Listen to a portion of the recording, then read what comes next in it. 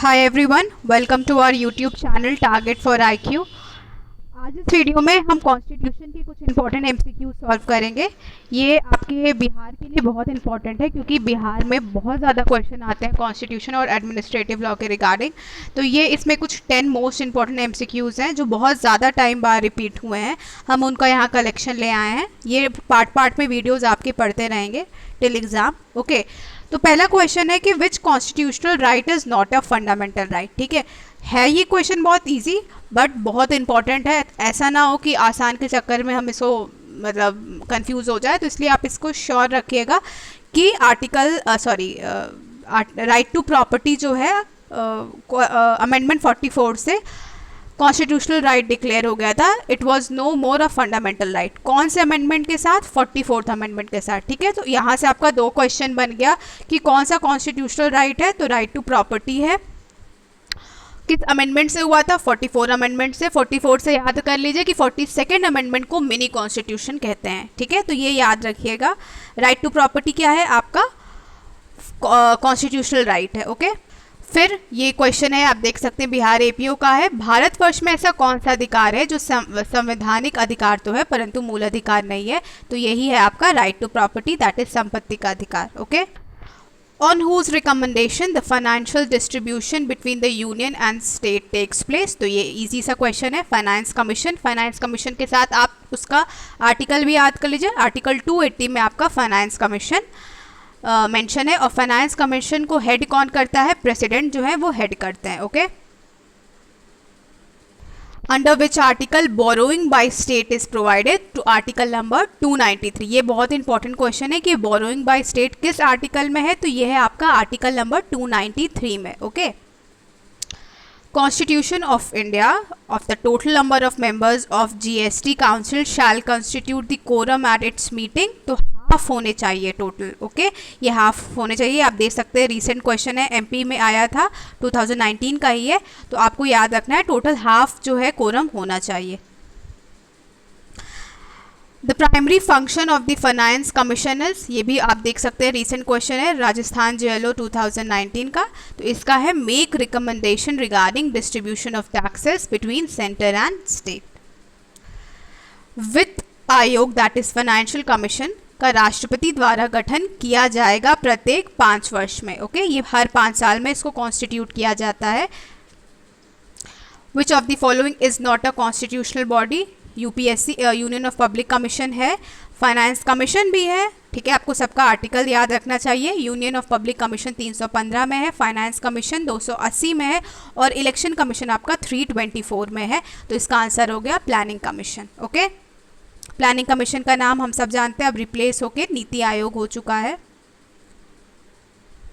What can be done directly cannot be done indirectly। बहुत important ये है, बहुत ज़्यादा इंपॉर्टेंट, बहुत टाइम रिपीट हुआ है। तो ये स्टेटमेंट रिलेटेड है doctrine of colourable legislation. Okay, भारतीय संविधान का अनुच्छेद 246 चर्चा करता है संसद की संघ सूची यानी यूनियन लिस्ट के संबंध में जो रेजिडरी पावर है किसकी? पार्लियामेंट की, उसकी बात करता है। Okay, constitution of panchayat is given in, इसका आंसर है 243B। ये रीसेंट क्वेश्चन है 2018 का ही, तो आपको रीसेंट क्वेश्चन तो ऑब्वियसली देखने चाहिए। Which article of the constitution of India provides for the reservation of seats for women in panchayat? तो इसका आंसर है 243D। बहुत बार ये क्वेश्चन रिपीट होता है। ठीक है, क्योंकि विमेंस के रिगार्डिंग है, एक तरीके से विमेन के वेलफेयर के रिगार्डिंग है। तो आपको याद रखना चाहिए कि 243D में panchayat of the seat, reservation of the seat in panchayat for women mention है। 2019 का क्वेश्चन है, आप देख सकते हैं। What is the maximum reservation prescribed by the constitution for women in panchayat? Okay, तो इसका आंसर है 50%। आपको याद रखना है 50% सीट्स रिजर्व्ड है। आई एम सो सॉरी, इसका आंसर 1/3 होगा। ओके, 50% नहीं, 1/3 होगा इसका answer. Municipalities have been constitutional functionaries by the insertion of Article 243Q. Which of the writs can be issued by High Court to direct the public officer or the government not to enforce a law which is unconstitutional? तो इसका answer होगा, इसका answer दे रखा है prohibition, but I am not sure. ठीक है, क्योंकि मैंने इसका आंसर आपको मेंशन कर दिया है कि यही आंसर दिया है, but I think prohibition is a writ that is related to judiciary. that is the reason कि सर्चरारी और प्रोहिबिशन को ट्विन सिस्टर्स भी कहते हैं, बट इसका आंसर यहाँ प्रोहिबिशन दिया है, सो आई एम नॉट श्योर। अगर आपको इनमें से किसी का भी, मेरे हिसाब से ये मैंडेमस होना चाहिए, बट मैंडेमस में भी ऑथराइज़ करते हैं अगर कोई पब्लिक ड्यूटी नहीं कर रहा है तो उसलिए। तो आई डोंट थिंक, मुझे इसका कंफर्म आंसर नहीं पता है, बट ये क्वेश्चन पूछा गया है और इसलिए मैंने आपको दिखाया है। अगर इसको आपको एग्जैक्ट आंसर पता हो तो आप कमेंट सेक्शन में मेरे को बता सकते हो। Okay, so a person whose fundamental right are violated can move the high court under article 226। हमें याद रखना है कि 226 में हाई कोर्ट को है और 32 में सुप्रीम कोर्ट को है, ठीक है। लीगल राइट और फंडामेंटल राइट दोनों के वायलेशन पे आप हाई कोर्ट जा सकते हैं, बट आर्टिकल 32 में जब आप पिटीशन डालेंगे तो that must be related where your fundamental right has been violated, ठीक है। लीगल राइट के वायलेशन के केस में आप सुप्रीम कोर्ट नहीं जा सकते, आप जाएंगे कहाँ, हाई कोर्ट, आर्टिकल 226 में, ठीक है। Which of the following protects the personal freedom? तो obviously habeas corpus। habeas corpus की writ जो है to present the body कहते हैं उसे, और बहुत important ये writ है आपकी। और इस पे जो सबसे important habeas corpus केस भी जिसे कहते हैं, तो एडीएम जबलपुर वाला जो केस है उसको habeas corpus केस भी कहते हैं, तो आपको उसे याद रखना चाहिए, ठीक है।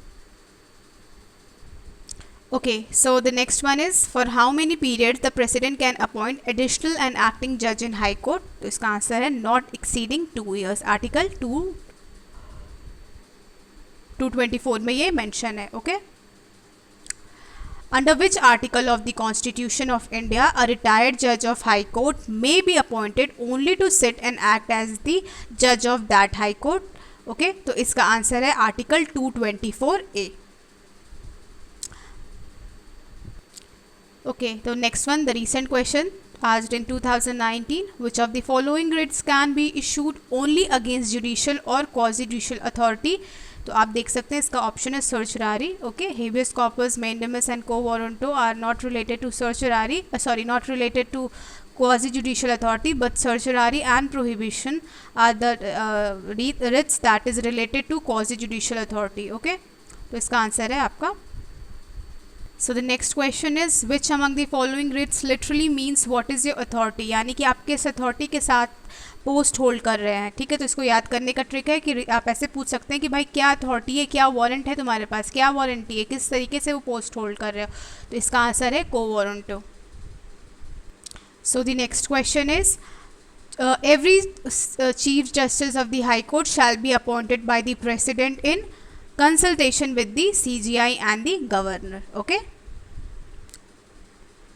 To be a judge of high court a person must attain the age of, तो इसका आंसर है हाई कोर्ट की जो जज की मतलब ऐसे डेट वो एज कोई मेंशन नहीं है, तो इसका आंसर है none of the above, okay. Which of the following state in India is having a legislative council? तो इसका आंसर है आंध्र प्रदेश। आप देख सकते हैं ये जो फॉलोइंग स्टेट्स के नाम है, उत्तर प्रदेश, बिहार, आंध्र प्रदेश, महाराष्ट्र, कर्नाटक एंड तेलंगाना आदि स्टेट जहाँ लेजिस्लेटिव काउंसिल है, ठीक है। The total numbers of the member in legislative council of state having such a council shall not exceed 1/3 of the total number of the members in the legislative assembly of that state, okay। The maximum interval between the two sessions of each house of the legislature is 6 months. Under which article assent to bill is given by the governor? तो इसका answer है option number A, that is article 200. The chairman of the legislative council is elected by the legislative council.